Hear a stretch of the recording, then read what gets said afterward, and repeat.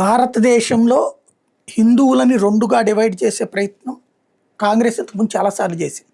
ఇప్పుడు అవిముక్తేశ్వరానంద లాంటి వాళ్ళు మోడీకి వ్యతిరేకంగా హిందువులకు సంబంధించినటువంటి అంశాలు వ్యతిరేకంగా చేస్తూ ఉంటుంటారు.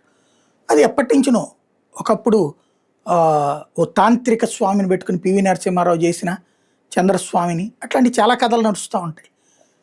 ఇప్పుడు దేశవ్యాప్తంగా ఒక అయోధ్య రామ మందిర పునర్నిర్మాణం లేదా ఇతరత్ర హిందుత్వ ఇష్యూస్ నడుస్తున్నప్పుడు స్వామీజీలు మోడీకి అనుకూలంగా ఉంటారు కాబట్టి ఇప్పుడు ఒక డివిజన్ ప్రక్రియ స్టార్ట్ అయింది.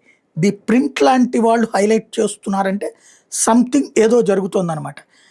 జైన శక్త అద్వైత కి సంబంధించినటువంటి సనాతన ధర్మ పరిరక్షణ కార్యక్రమం అట. లోకేష్ ముని జైన్ మాంక్ దానికి లీడ్ చేస్తారట. రామకృష్ణ మిషన్కి సంబంధించినటువంటి మాంక్స్ కూడా అందులో ఉంటారట. వీళ్ళందరూ కలిసి భారతీయ సంతా మహాపరిషత్ అన్నటువంటి పేరుతో రాబోయే రోజుల్లో హిందుత్వ శక్తుల ఏకీకరణ కోసం ప్రయత్నిస్తారట. మరి వీళ్ళంతకాలం ఇంతకాలం ఏమైపోయారో తెలియదు.